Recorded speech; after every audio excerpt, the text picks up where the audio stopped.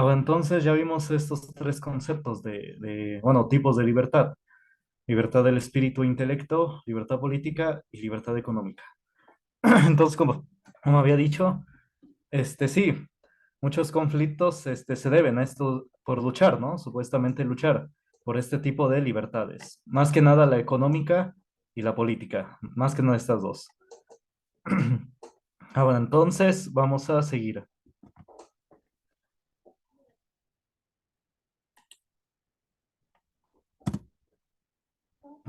Dice, vamos también a este, este libro que estaba hace rato, es el que les puse la semana pasada, El cerebro del mundo, de Adrián Salvucci. Lo pueden encontrar en línea, en internet. Se puede descargar. El cerebro del mundo. Ahora vamos a ver un poco sobre esto, ¿no? Sobre qué es la historia, cómo hay que estudiar la historia. Es muy importante porque la historia de México, digo, estamos en historia universal, pero la historia de México sí, podemos familiarizarnos con ella. Es decir, como todavía se habla con eso de liberales y conservadores, podemos darnos una idea de lo que fue hace 100 años, cuando fue ese conflicto, o hace 80 años. Que vemos que son grupos, ¿no? Grupos que nada más se pelean el poder y que a veces no les interesa el país, ¿no? En ocasiones.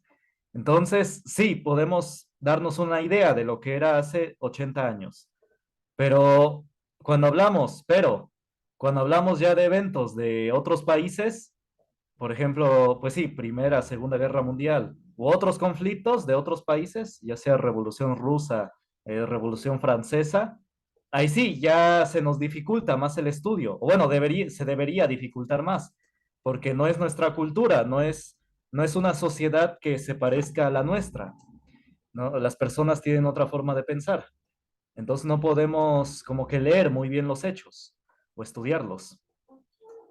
Entonces, aquí nada más algunos consejos, no es que no es la guía definitiva, no, no, no. Entonces, este libro se llama La Cruz y la Espada, de Salvador Borrego Escalante. Esos son los apellidos, Borrego Escalante Salvador. Salvador es el nombre. Es un señor, un historiador mexicano, él sí es mexicano. El otro autor era argentino, Adrián Salvucci, y este es mexicano. Y es muy famoso, es muy respetado. Bueno, ya murió hace, creo en 2018. Este, y como se dice, y pues muy respetado en todo lo que es Latinoamérica, por gente que le gusta estudiar, ¿no? Otra versión. Sí, es muy, muy famoso en unos sectores. Bueno. Entonces, vamos a ver. Dice, más que el hecho, su significado. A la historia hay que exprimirla. Dice, la noticia es la significación de un suceso probable o consumado. Es decir, que puede que suceda o que ya sucedió. Más que el hecho, la significación del hecho. Los acontecimientos son apariencias, pero no esencias por sí mismo. Su esencia solo nos es dada por su significado.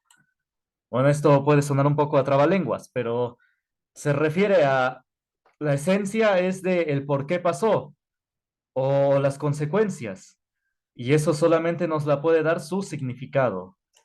Por ejemplo, a la Revolución Francesa, digo, es que es una historia, la menciono ahorita mucho porque creo que todos la conocen, ¿no? Hasta la mencionan en la tele, hay películas.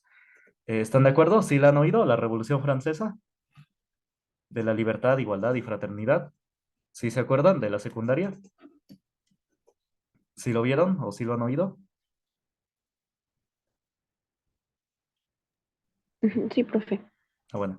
Entonces sí, como es muy sentimental esa historia de libertad, igualdad y fraternidad, este, así quieren darle ese significado para que según su esencia sea eso, según la supuesta libertad, igualdad y fraternidad, ¿no? Digo, porque hay muchas cosas que estudiar. Eso es como que el sentimiento y no es correcto, guiarse por el sentimiento. Y también es manipulado. Entonces, por eso dice, su esencia solo nos la da su significado. Si manipulan la esencia, pues pueden manipular el significado.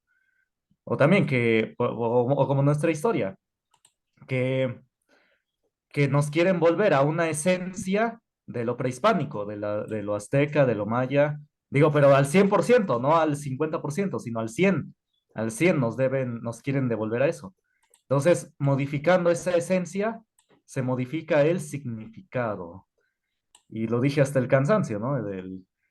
De historia de México, que somos las dos cosas, europeos y prehispánicos, de lo que es maya y azteca, ¿no? Esas dos cosas somos, europeo y azteca. Somos, así digan, iban a decir algo.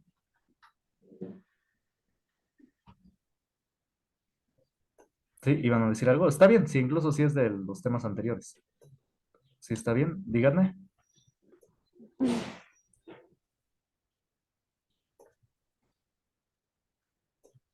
Bueno, pues sí, no, ahorita me dicen. Sí, no hay problema, sí, díganme sus opiniones, porque todo esto tiene que ver con la historia.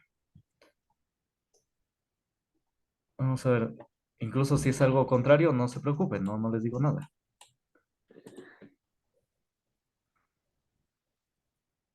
Sí, Dalia, ¿ibas a decir algo? No, nada, profe. Bueno, bueno, sí, no se preocupen, ya saben que no les digo nada. Vamos a ver. O si no, pues bueno, vamos a seguir. Entonces, efectivamente, dice la esencia nos la da su significado. O al revés, el significado nos da su esencia. Vamos a ver, cuando en 1949, ya es un señor, y por eso les digo, ya estaba viejito, murió de viejo, él escribía desde estos años. Cuando en 1949 yo enseñaba eso en una academia de periodismo y cuando enseguida lo apliqué a la crónica de la Segunda Guerra Mundial, no estaba seguro de que fuera lícito hacerla también en la historia en general. Pero sí lo es, según tan altas autoridades como José Ortega y Gasset y Oswald Spengler. Oswald Spengler es igual, es respetadísimo por mucha gente que realmente estudia. Hizo un libro que se llama, varios libros, tiene varios libros. Uno de ellos se llama La decadencia de Occidente.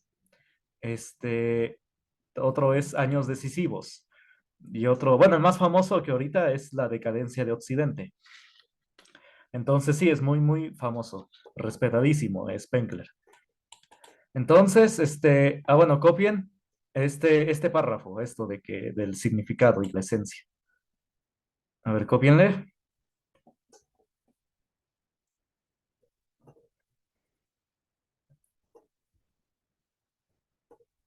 Bueno, y el subtítulo también, el subtítulo también.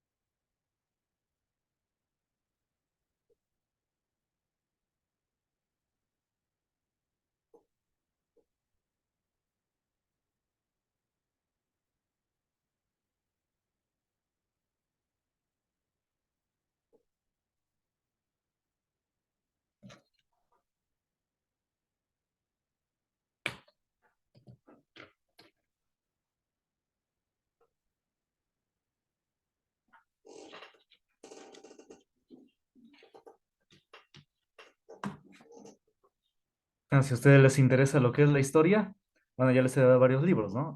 Otro de ellos, igual si les interesa más que la historia de México, como la historia, pues sí, universal, mundial, sí léanse ese de Spengler, La decadencia de Occidente. Es un libro extensísimo, es muy extenso, pero sí menciona muchas cosas. La decadencia de Occidente.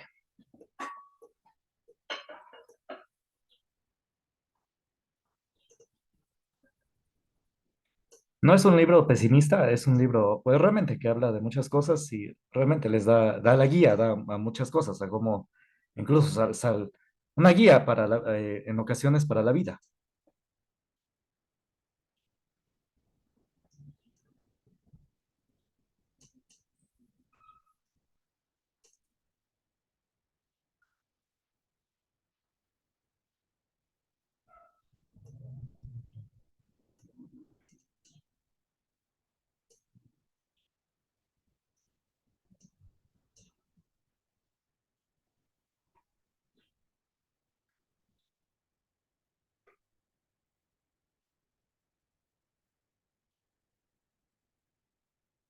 Bueno, después dice, ¿ya vieron ese párrafo?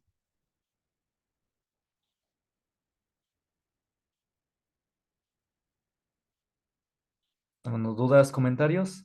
Sí, ya saben que yo no los repruebo ni nada, pues digo, no me han dicho casi, digo, a ver, una que otra opinión, pero sí, si opinan algo distinto, no los voy a reprobar ni nada de eso, ni les voy a, no los voy a, ¿no? a dejar de aceptar en las reuniones de Zoom. Bueno, dudas, comentarios.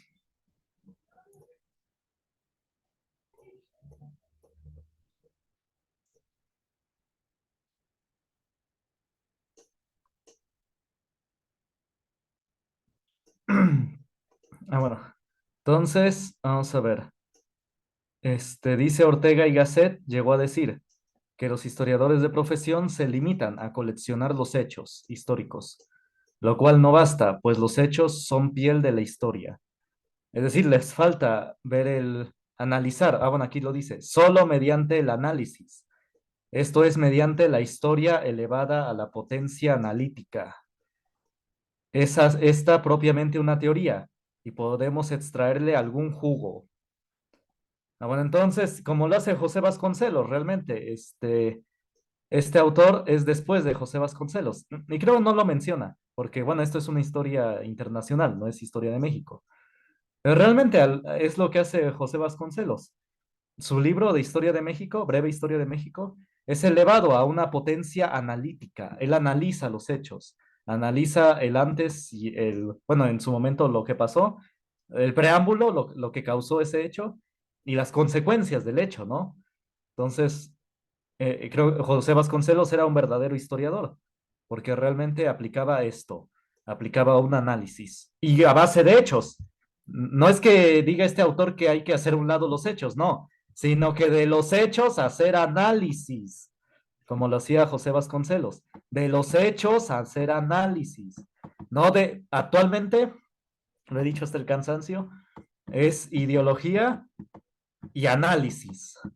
Así se analiza a base de la ideología, pero no, es hechos y a base de esos hechos, análisis. Ay, espérame, ahí está. Así debe ser el orden. Hechos y ahora sí, el análisis. ¿Sí se entiende? Entonces es lo que dice este autor. Y también es lo que, es lo que hacía, más bien. No lo decía, sino que lo hacía. Lo hacía José Vasconcelos. Ah, bueno, entonces dice extraerle algún jugo a la historia como al limón. No le basta hallarse ahí para que resume. Hay que exprimirla. Y esta presión es una faena enérgica de la mente. Ah, bueno. Esto, bueno, es ya quizás para los que ya se quieran dedicar a algo de historia o algo de política. Bueno, no me acuerdo cuáles son las carreras que hacen esto, pero bueno. Ah, bueno, ¿dudas hasta acá? ¿Comentarios?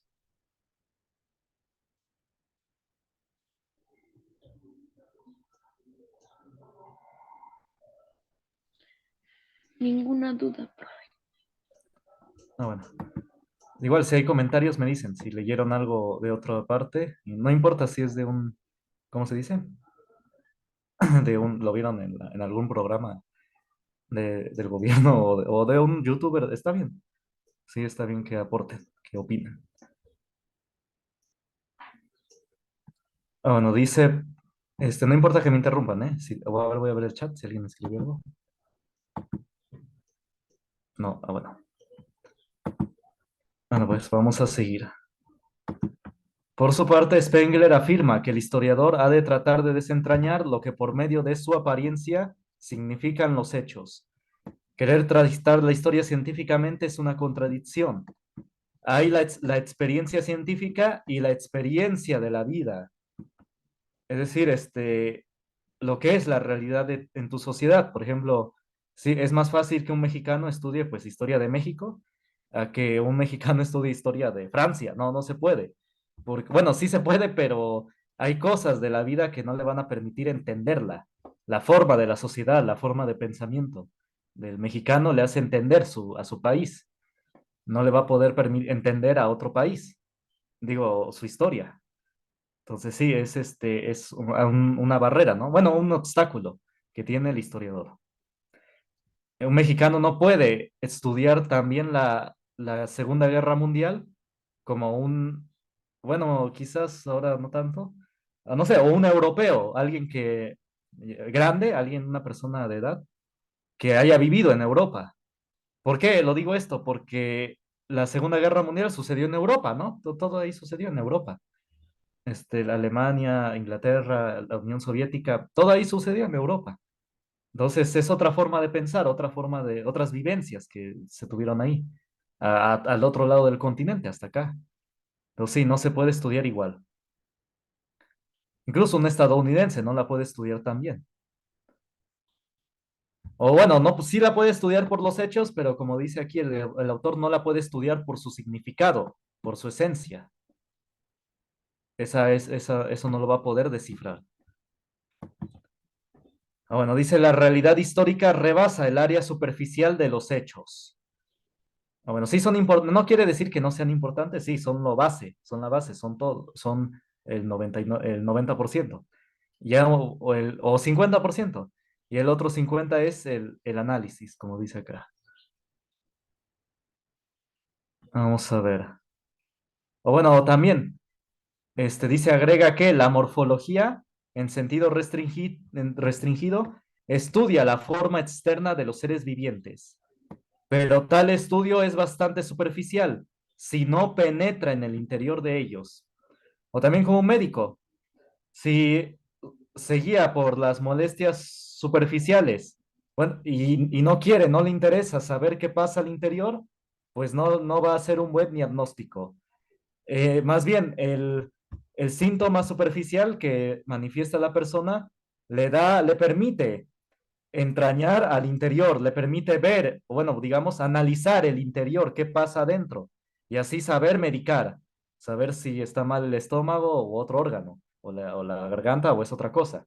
¿Sí se entiende? Es como si nada más se quiere ver lo superficial y no se quiere querer analizar el interior como un médico. Si no analiza el interior, si a base de lo superficial no analiza el interior, no va a poder diagnosticar bien. Igual casi con la historia. Lo superficial nos permite, bueno, le permite al historiador penetrar en el interior, donde la anatomía dice y la histología completan lo que en verdad es el organismo físico. Me dice, sigue diciendo, la parte visible exterior de toda historia tiene pues la misma significación que la experiencia exterior de un hombre. Los hechos son solo datos, indicios, síntomas que va dando la realidad histórica, la cual no es ninguno de esos síntomas, por lo mismo que es fuente de todos. Bueno, es un poco enredado. Sí hay que acostumbrarse a veces a leer a estos autores, por eso es que yo se los explico, porque a veces para algunos, no todos, sonará un poco enredado.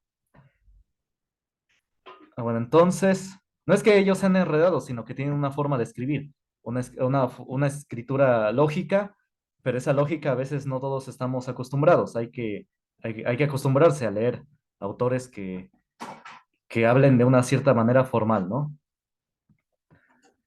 Bueno, entonces vamos a seguir. ¿Dudas hasta acá? ¿Comentarios?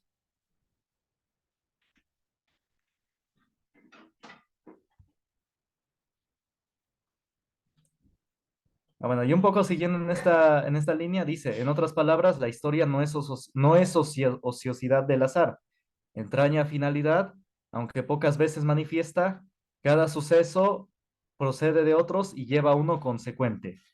Está muy lejos de ser una colección de personajes y batallas, como lo pretenden algunos. Bueno, efectivamente. Hay que estudiar el trasfondo, no solamente, pues sí, como una línea de tiempo.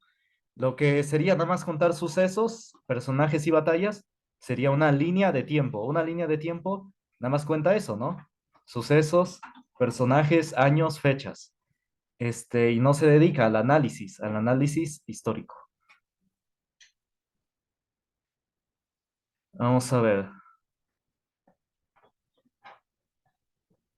Dice además, la historia reclama una labor de síntesis. De lo contrario, se disipa en el detalle sin fin. Bueno, es lo que pasa actualmente.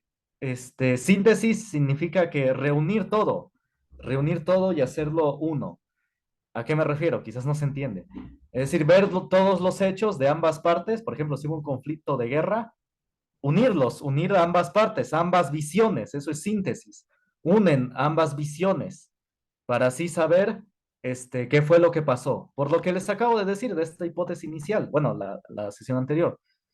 Si agarramos solamente la versión oficial, la que instaura el gobierno, digo, de cualquier gobierno de la antigüedad, un rey o un emperador o un presidente, solamente tiene una visión de cómo ganó la guerra o cómo ganó un cierto evento, ¿no? ¿Cómo ganó? Pero si no tomamos en cuenta otras visiones, no podemos saber lo que pasó. Solamente tenemos una visión. Y obviamente el que ganó se va a poner como el buenito, de que qué bueno que ganó, los otros eran malos.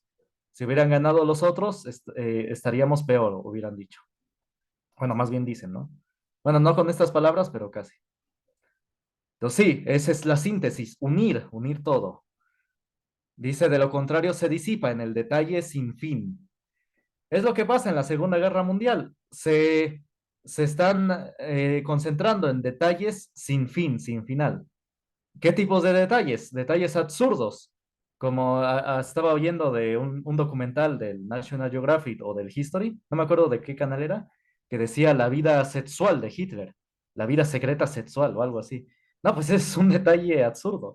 Es un detalle que no aporta. Este, Digo, si dirá uno que otro comentario, pero a dedicarse a eso como que no. No nos permite ver todo el contexto de la Segunda Guerra Mundial, todo lo que pasó. Realmente es algo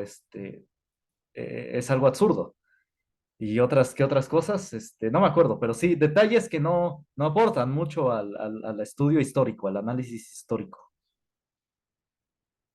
Bueno, dice, si queremos encontrar significados en algunos pasajes de la historia antigua, ¿qué podríamos encontrar a grandes rasgos?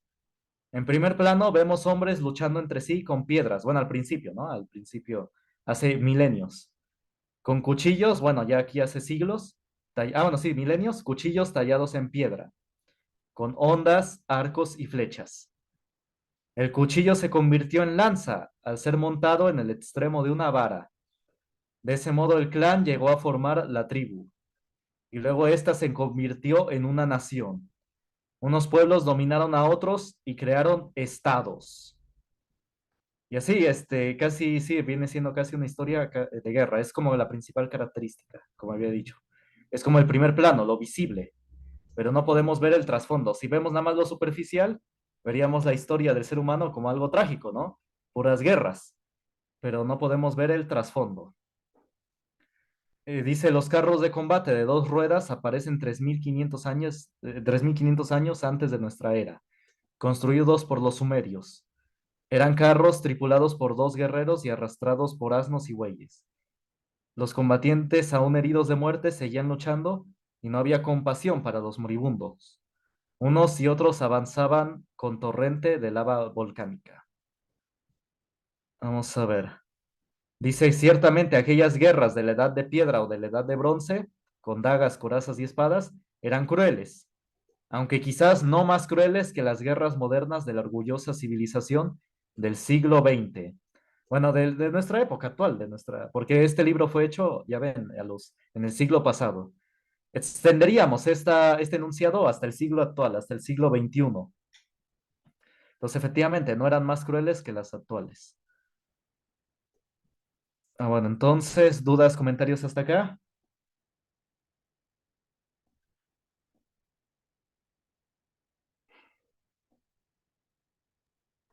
No, profe, ninguna duda. Bueno, entonces, vamos a seguir. Ahí está. Los ejércitos de hace 2500 años combatían generalmente en línea frontal. Ahí está, combatían frente a frente.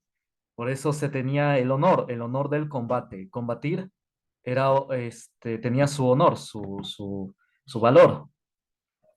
Igual, por eso es que antiguamente surgió la cultura de respetar al enemigo cuando lleva a cabo un combate, admirable, honorable. Entonces sí, se llegó a tener la cultura de respetar al contrario, respetar al enemigo. incluso de perdonarle. Pero por eso se le perdonaba la vida, porque demostraba un valor grande. Entonces sí, sí se le respetaba al enemigo antes. Era una cultura, eso estaba en la cultura romana, la cultura griega, este, y más tarde en Europa, lo que es, pues sí, la cultura europea, era respetar al enemigo, al contrario, cuando demostraba un valor admirable, una lucha, ¿no? Admirable. E incluso, en ocasiones se aplicaba en México, en la historia de México. Entonces, y esa cultura venía de Europa, de respetar al enemigo. Digo, esto me atrevo a decirlo sin afán de discriminación ni de crítica, porque antes en los prehispánicos no se respetaban. Los aztecas le llamaban, digo, de manera despectiva, no por respeto, homosexuales a los toltecas. Y cuando había guerras entre ellos, se daban con todo y esclavizaban al otro bando. Bueno, pero era una esclavitud, sí, brutal. Ahí sí. Entonces, sí, no, en las culturas prehispánicas no se tenía ese respeto, al contrario, ese combate honorable. Bueno, después dice, también en Japón se tiene muy, bueno, antes, hace 100 años, se tenía muy arraigada esa cultura del combate honorable. Bueno, ¿y qué es lo que ven? Incluso en las artes marciales chinas también, ¿no? Si ven las películas serias, pues sí, el combate era honorable. Bueno, sí, hay unas películas interesantes que se llaman Ip Man o El Gran Maestro. Sí, que era un maestro de artes marciales. Y sí, ahí saca, ¿no? Lo que era el honor del combate y cómo era respetar al enemigo. Entonces sí, era que el combate se llevaba a cabo con reglas. Y sí, era algo honorable. Bueno, entonces, sigamos. ¿Dudas, comentarios? Bueno, dice, se combatían de frente en la línea frontal, hasta que uno de ellos quedaba derrotado. Casi siempre ganaba el más numeroso, casi, no en todas ocasiones. En cambio, en la famosa batalla de Canas, Aníbal practicó la guerra de movimientos. Hizo retroceder su centro, en tanto que reforzó sus flancos, es decir, los alrededores, y los lanzó sobre los flancos y la retaguardia de los romanos hasta que les aniquiló a 60.000 de sus 72.000 combatientes. Entonces sí, era la táctica de guerra, antes como el combate era frontal, bueno, también actualmente se debe llevar una táctica, pero sí, también había una genialidad en llevar a cabo la guerra. Bueno, ¿dudas hasta acá? ¿Comentarios? Todo comprendido, profe. Bueno. Incluso está la leyenda, ¿no? De los 300, que es, bueno, no es por la película, sino ya era una leyenda, ya era una leyenda, que 300 espartanos se enfrentaban, ¿no? Contra 1 millón de persas, y que, bueno, pudieron contenerlos, aunque sea por un momento, por un tiempo. Vamos a ver. Dice, se han estudiado cientos y cientos de batallas de la historia antigua. Todas ellas en perspectiva aparecen como hechos. ¿Cuál podría ser su significado? No, dice, es evidente que esas batallas tenían como único móvil el botín, el ganar territorio y esclavos. Era una finalidad restringida y quizás por eso desaparecieron tantos pueblos sucesivamente sin dejar más que aislados detalles de su existencia. Sí, sí hay registros de civilizaciones que verdaderamente desaparecieron. No aquí en México, que siguen ahí, sino que, y digo, los indicios ahí siguen en otros países, en continentes, como en África o en Asia. Sí hay, y en Oceanía, no, ni se diga en Oceanía. Cuando llegó a Inglaterra, no, sí, barrió con esa cultura con la que estaba ahí. Sí, no, ahí sí fue realmente una desaparición. Inglaterra no pudo hacer lo mismo con India. India sí se mantuvo su cultura, porque creo que eran tanta la gente que no pudo desaparecer la cultura de los hindúes. Entonces sí hay colonias que han barrido con otras civilizaciones. Inglaterra, Estados Unidos, sí, han barrido con civilizaciones enteras. Ellos sí, Ellos sí han barrido con culturas enteras, con sociedades enteras, que han quedado en el olvido. Y eso sí, no nos lo dicen. Y como les digo, España, pues aquí se quedaron, por eso quedan los ídolos, ¿no? Bueno, las estatuas, los monumentos, que están en los museos. Si hubiera barrido con eso, pues eso no, no existiría. Vamos a seguir. Y las pirámides igual. Vamos a ver. Dice otro significado. Bueno, y no incluso Inglaterra, también Inglaterra y Estados Unidos, sino sus ancestros. Ya les había dicho, ¿no? Inglaterra y Estados Unidos vienen de los sajones. Ellos son anglosajones. Digo, esto sí es importante entenderlo. Lo que es Inglaterra y Estados Unidos se les llama anglosajón. Nosotros somos latinos hispanos, somos, sí, latinos hispanos. En lo que es México, todo y México, hasta Argentina y España, somos hispanos, latinos hispanos. Pero Estados Unidos e Inglaterra, son, UK o United Kingdom, bueno, Reino Unido. Bueno, pues, son, son anglosajones. Vienen de los anglos y los sajones. Y los sajones eran realmente despiadados, eran mercenarios. Un grupo, bueno, en su mayoría mercenarios, que eran de lo más despiadados. Y ellos sí, esa gente, los sajones, barrían con civilizaciones enteras, con culturas enteras. En esa época de las espadas, de las lanzas y los arcos. Sí, era una tribu, o sí, una tribu, sí, que barría con gente, mujeres, niños. Y creo que por eso, ¿no? Tienen esa forma de ser de la guerra, Estados Unidos y el Reino Unido. Creo la heredaron, ¿no? De esos ancestros. Vamos a ver. Dice otro significado de aquellas innumerables luchas es que la guerra nació con el hombre. Y al parecer el hombre, digo, cuando digan el hombre, se refiere a varón y mujer, ¿sí? Así es, se maneja en filosofía, en historias. El hombre es varón y mujer. No puede emprender nada grande, ni resolver problemas graves si no recurre a la guerra. Este es como que otro significado. Está poniendo los posibles, ¿no? Opciones, significados. Este, ¿Qué es lo que les había dicho, no? Esta se halla en el presente, ya sea para reformar, para esclavizar, para liberar o para defender su propia existencia. La vida es lucha. Ese es un posible común denominador que podemos encontrar al darle un vistazo a la historia antigua. Ahora, es un posible común denominador. Digo, no hay que ver la historia humana como algo trágico, ¿sí? Bueno, ese es como que lo visible, ¿no? Pero pues no hay que verlo también como algo trágico, como lo único de todo. Bueno, entonces, dudas, comentarios hasta acá.